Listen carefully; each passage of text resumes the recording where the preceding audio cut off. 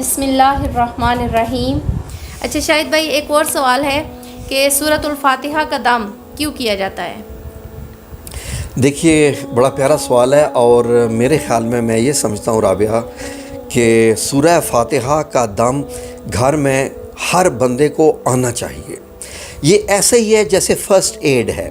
First aid में क्या होता है कि आपके पास कुछ टैबलेट्स होती हैं, दवाइयाँ होती हैं कि जैसे ही ज़ख़म हुआ आपने लगा दिया। सूरह फातिहा को सूरह शिफा भी कहा जाता है।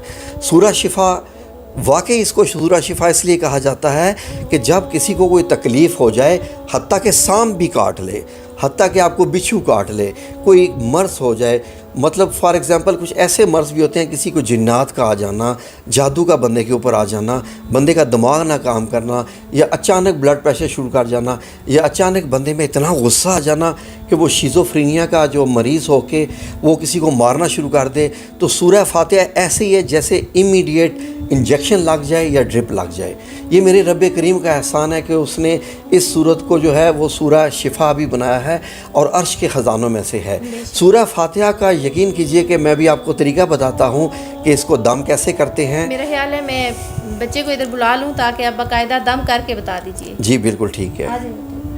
नाज़रीन देखिए, सूरह फातिहा का दम, ये देखिए, ये होती है इंसान की शहादत की उंगली। आप नमाज में जब अत्ताहियात में ये उंगली उठाते हैं, ये दाएं हाथ की शहादत की उंगली। अब करना क्या है कि वो बंदा जिसको सूरह फातिहा मुकम्मल आती हो, मानी के साथ आती हो, रूह से आती हो, और उसको किसी की तरफ से इजाज़त भी मिली हुई हो या इजाज़त नहीं भी है, तो नंबर 1 वो बावुज़ू हो, बावुज़ू होना ज़रूरी है। नंबर 3 एक और इसकी शराइत में है कि जो सूरह फातिहा का दम करे वो 5 वक्त का नमाजी भी हो।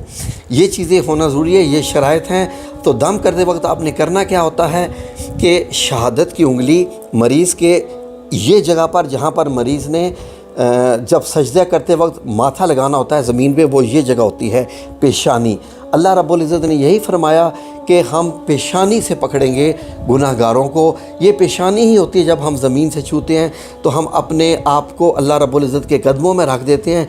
और साइंस ने क्या साबित किया है, साइंस की क्या मजाल के कोई इस चीज़ों के ऑथेंटिकेट करें चीज़ों को, लेकिन फ़ॉर एडिशनल इंफॉर्मेशन कि जब हम सजदा करते हैं तो ज़मीन के अंदर जो मैग्नेटिक वेव्स होती हैं वो हमारे दिमाग पे असर करके उसको भी बहुत ज़्यादा जो है वो डिप्रेशन की जो है वो रिलीज़ कर देती हैं, स्ट्रेस को रिलीज़ करती हैं। हम क्या करते हैं कि जब हम शहादत की उंगली यहाँ रखते हैं ये दम करते वक्त, तो उंगली को यहाँ से हटाना नहीं है। अब आपने क्या पढ़ना है दिल ही दिल में सूरह फातिहा को 7 दफ़ा पढ़ना है। आपने अपनी दूसरी उंगली से या किसी तरीके से भी आपने काउंट कर लेना है। इसी तरीके से 7 बार आपने सूरह फातिहा पढ़ना है, 7 बार, उंगली नहीं उठानी। अब हो क्या रहा है कि सूरह फातिहा आप पढ़ रहे हैं लेकिन आपकी इस शहादत की उंगली के ज़रिए ये जो है ये पेनिट्रेट हो रही है, जज्ब हो रही है किसके दिमाग में, पेशेंट के दिमाग में जिसको आप दम कर रहे हैं। अब जब 7 बार सूरह फातिहा मुकम्मल हुई तो आपने क्या करना है कि इसी उंगली को बग़ैर उठाना नहीं है, पीछे की तरफ घुमाना शुरू करना है और साथ साथ ऐसे फूंक भी मारनी है। पीछे की तरफ मैं लेके आ रहा हूँ और ये पीछे गर्दन की जो हड्डी जहाँ से गर्दन की शुरू हो जाती है, जहाँ बाल ख़त्म हो जाते हैं, वहाँ तक लाना है। अब आप उंगली उठा सकते हैं। अब ठीक है, ये आपने दम किया, जैसे आप कोई गोली खाते हैं, ड्रिप करते हैं। अब इसको लॉक करना होता है। इसको कैसे, जैसे जिस जगह से आपने मतलब यह कि पेनिट्रेट करना शुरू किया था, दाएं हाथ का अंगूठा, इसको थोड़ा सा लुआब लगा के इसको आपने उल्टा, सीधा नहीं, उल्टा जिस जगह आपने उंगली रखी थी उंगली से ही ऐसे दबा देना होता है। ये दबा देने से सूरह फातिहा का दम हो जाता है और इसका मतलब ये होता है कि अब सूरह फातिहा का असर उस मरीज़ पे होना शुरू हो गया। अब ये आपको 3 दिन लगातार करनी होता है। ये कोर्स है, 1 दिन का नहीं है, 3 दिन लगातार। आज की है, कल करनी है, परसों करनी है, और इसमें कुछ फिक्स नहीं है कि सुबह कोई करनी है शाम को। सुबह से लेके रात तक किसी वक्त भी आप कर सकते हैं। तो आप ख़ुद देखेंगे कि मरीज़ की तबीयत जो है वो ठीक होना शुरू हो गई है।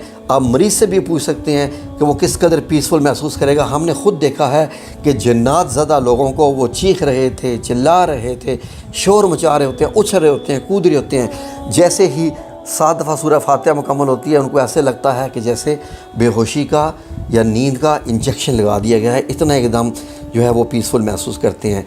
तो ये आपको मुकम्मल समझ आ गया होगा। तो इंशाअल्लाह बिइज़्निल्लाह आपने इसी तरीके सारी टर्म्स और कंडीशन के